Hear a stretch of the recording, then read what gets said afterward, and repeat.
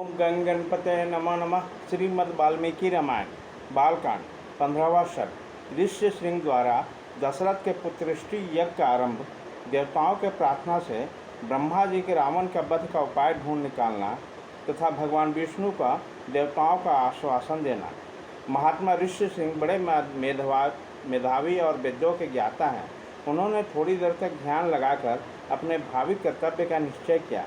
फिर ध्यान से विरत हो वे राजा से इस प्रकार बोले, महाराज, मैं आपके पुत्र की प्राप्ति के लिए अर्थवेद के मंत्रों से पुत्रेष्टि नामक यज्ञ करूँगा। वेदोक्त विधि के अनुसार अनुष्ठान करने पर यह यज्ञ अवश्य सफल होगा। यह कहकर उन तेजस्वी ऋषि ने पुत्र प्राप्ति के उद्देश्य से पुत्रेष्टि नामक यज्ञ प्रारंभ किया और श्रौत विधि के अनुसार अग्नि में आहुति डाली। तब देवता, सिद्ध, गंधर्व और महर्षि विधि के अनुसार अपना अपना भाग ग्रहण करने के लिए उस यज्ञ में एकत्रित हुए।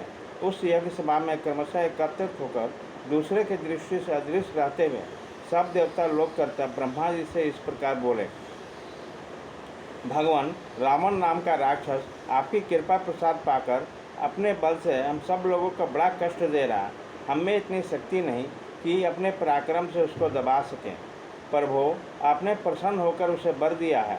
तब से हम लोग उस वर का सदा समादर करते हुए उसके सारे अपराधों को सहते चले आ रहे हैं। उस तीनों लोगों के प्राणियों को नाकोदम कर रखा है। वह दुष्टात्मा जिनको कुछ ऊंची स्थिति में देखता है उन्हीं के साथ द्वेष करने लगता है। देवराज इंद्र को प्राप्त करने की अभिलाषा रखता है। आपके वरदान से मोहित होकर वह इतना उद्दंड हो गया है कि ऋषियों, यक्षों, गंधर्वों, असुरों तथा ब्राह्मणों को भी पीड़ा देते हुए और उसका अपमान करता फिरता है। सूरज उसको ताप नहीं पहुंचा सकते, वायु उसके पास जोर से नहीं चलती, जिसकी उथाल तरंगे सदा ऊपर नीचे होती रहती है। वह समुद्र भी रावण को देखकर भय के मारे स्तब्ध से हो जाता है, उसमें कंपन नहीं होता। वह राक्षस देखने में बड़ा भयंकर है, उसमें हमें महान भय प्राप्त हो रहा। अतः भगवान, उसके वध के लिए आपको कोई न कोई उपाय अवश्य करना चाहिए। समस्त देवताओं का ऐसा कहने पर ब्रह्मा जी कुछ सोचकर बोले, देवताओं, लो, उस दुरात्मा के वध का उपाय मेरी समझ में आ गया है। उसने वर मांगते समय यह बात कही थी कि मैं गंधर्व, यक्ष, देवता तथा राक्षस के हाथ से न मारा जाऊं। मैंने भी तथास्तु कहकर उसकी प्रार्थना स्वीकार कर ली। मनुष्यों को तो वो तुच्छ समझता था, इसलिए उसके प्रति अवहेलना होने के कारण उनसे अबद्ध होने का वरदान नहीं मांगा। इसलिए अब मनुष्य के हाथ से ही उसका वध होगा। मनुष्य के सिवा दूसरा कोई उसका मृत्यु का कारण नहीं है।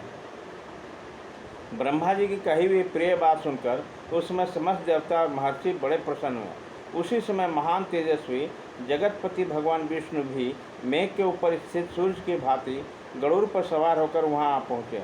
उनके शरीर पर पीताम्बर और हाथों में शंख, चक्र, गदा आदि आयुध शोभा पा रहे थे। उनकी दोनों भुजाओं में तपाए हुए स्वर्ण के समान केयूर प्रकाशित हो रहे थे। उसी समय संपूर्ण देवताओं ने उनकी वंदना की और वो ब्रह्मा जी से मिलकर सावधानी के साथ सभा में विराजमान हो गए।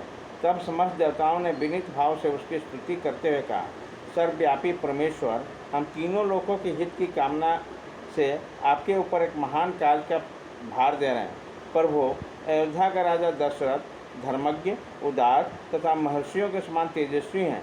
उनकी 3 रानियां हैं जो ह्री, श्री और कीर्ति इन तीनों देवियों के समान है।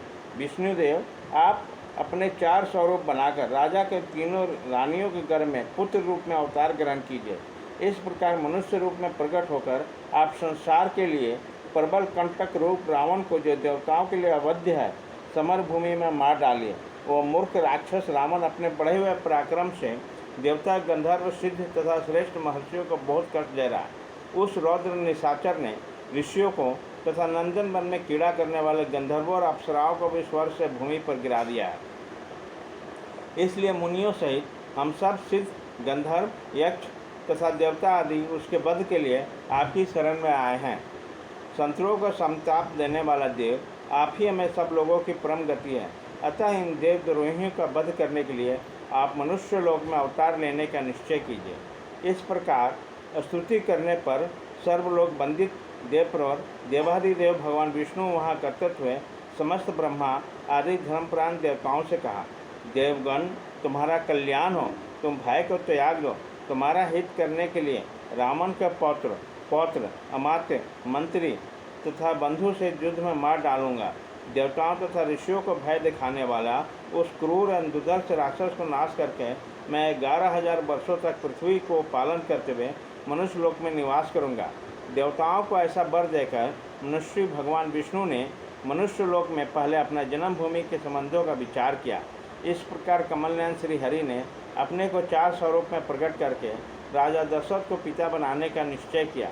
तब देवता, ऋषि, गंधर्व, रुद्र तथा अप्सराओं ने दिव्य स्तुति के द्वारा भगवान मधुसूदन का स्तमन किया।